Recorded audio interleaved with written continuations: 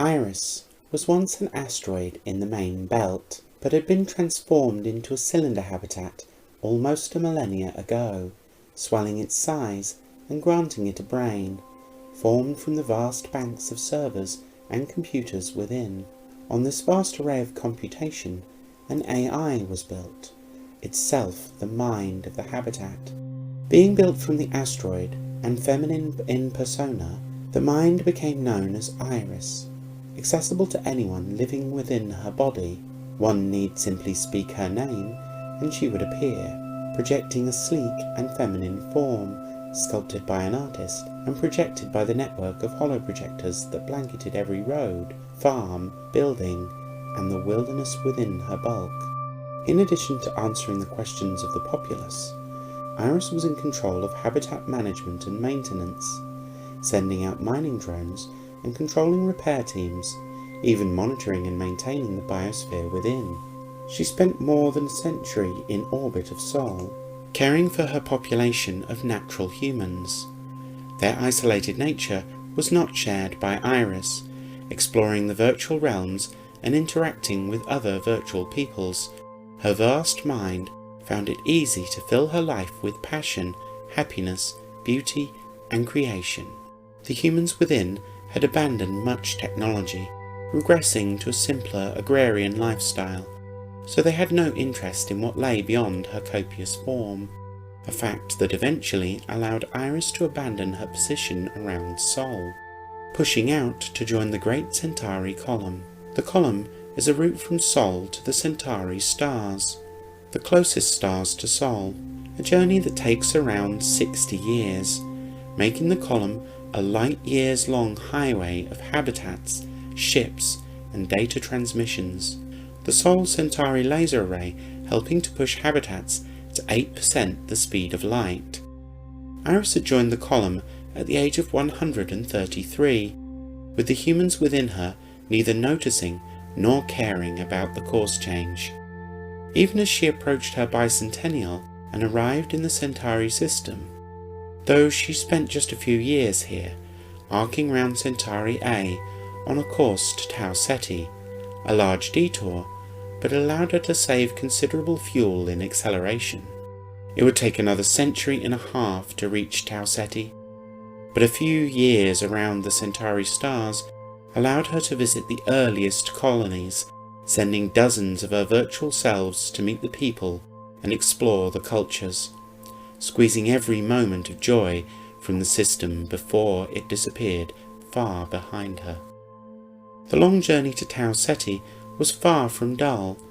The path revealed rogue planets, asteroid clusters, dust clouds, and the endless splendour of the stars. In the last 6 decades of the journey, some of the younger generation within her had begun to explore the sciences once more, asking her for guidance and exploring the maintenance areas of her form. Transmissions from Tau Ceti had begun to reach her, letting her know about the colonies that had arrived there already. So she planned a course correction, swinging round Tau Ceti and heading for Groombridge A. Many of the people within wanted to leave Iris when they arrived, so the construction of light-sailed ships began, intending to use Tau Ceti's light to decelerate into the system. More than half the population decided to leave, separating a decade before arrival, giving them enough time to slow down. Many of those who remained were elderly, causing the population to drop for the next decade. As Iris arrived in Tau Ceti, she once again immersed herself in the cultures and peoples of the system. For several years more, she circled the star on her way outward, eventually leaving the star behind and turning her senses forward into the depths of space. Already there were habitats ahead of her, sending signals back and forth on their route to Groombridge A, those sparse enough that it couldn't be called a column. Not all were even on the same route there, some coming directly from Sol.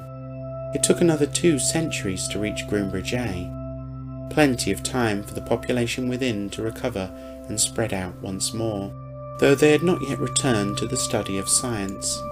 Still, many wished to stop at Groombridge, resulting in the construction of 2 more sail ships, and causing Iris to send out harvesters to dismantle asteroids on her path. Iris even began to build pushing lasers on her exterior so that her sail children would have help to slow down. Each ship had a piece of her within them, making them her children in a real sense. So she dedicated more time to their design, giving them more organic forms and fabrication systems, even allowing them to grow over time.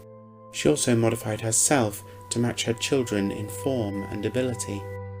Groombridge was beautiful. The colonies built into the rocks of the worlds, decorated with many colours and banners. Iris loved her time there before her next course correction, taking her onward to 61 Cygni. Less than a century away, Iris spent the time focused on accumulating resources and producing her sail ship offspring, ensuring that more of her population could separate at the next destination. The work was fruitful, allowing her to prepare a dozen children, each carrying almost 2,000 people.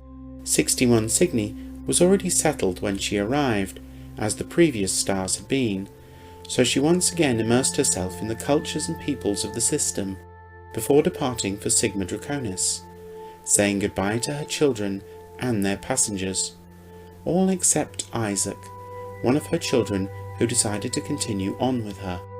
The journey to Sigma Draconis was easier. Gathering resources and birthing more offspring took only a small part of her journey, allowing her to enjoy the depths of space, even watching a distant star collapse into a supernova with her sun. This star was to be a first though. No signals were coming from it, and upon arrival it was clear that no colonists had yet settled here, so she ensured that she could send her young with as much as she could manage, launching parcels of resources throughout her trip round the star, finally putting her on a slow course back for the distant Sol. For a decade, she was able to remain in near-time touch with her children, offering guidance and support where possible, until distance forced a change in the system. Iris and her offspring set aside a part of their minds, running slow as glaciers, so that a delay of years seemed only to be days. Within this space, her most distant children were just a few weeks away, making it possible for a part of her to visit every child and every star they visited, the glacial realm of Iris. Sol was centuries away at her speed, but it gave her time to accumulate resources, birth offspring, and ensure they had time to grow. After a single century, she had 20 children, all travelling with her in a great shoal, a few departing the shoal along the way, changing course to other destinations.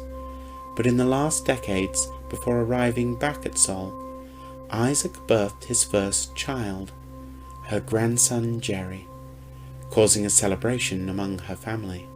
The final approach to Sol allowed her and her offspring to visit the many worlds and peoples of Sol, absorbing the cultures and even gathering some non-human passengers, before slipping into the path of the Sol Centauri laser array, gathering speed for another voyage into the deep.